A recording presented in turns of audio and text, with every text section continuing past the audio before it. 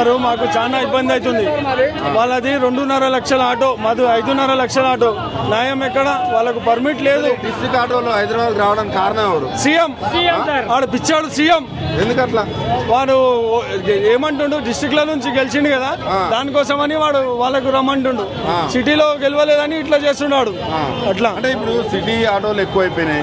అటు మహాలక్ష్మి పథకం అని పెట్టి ఫ్రీ బస్ పెట్టిండు. మీ ఆటోల ఇంటి పరిస్థితి ఏంది? ఏమన్నా ఈఎంఐలు వెళ్తలేవు, స్కూల్ ఫీజులు వెళ్తలేవు, చాలా పరేషాన్ ఉన్నాం మేము. ఏం మాకు ఎట్లా అయిపోయిందంటే బతకాలంటే చాలా ఘోరం అయిపోయింది మా పరిస్థితి. ఈ డిస్ట్రిక్ట్ వాళ్ళు వచ్చి చాలా ఇబ్బంది చేస్తారు. ఇంకొకటి వైట్ ప్లేట్ బైక్ టాక్సీ నడుస్తుంది, ఇంకా పోయింది. ఈడ వచ్చి ఫ్రీ బస్ అన్నాడు, ఇంకా మొత్తం రోడ్డు మీద బచ్చం అడిగేటట్టు చేసేస్తుండే. వాడేమి ఇస్తాడా? వాడి దగ్గర ఏమనంటే మా దగ్గర పైసలు లేవంటుండు. 12,000 ఇస్తే ఏమైంది? డైలీ ఒక చాయ్ పైసలు కాదు మాకు.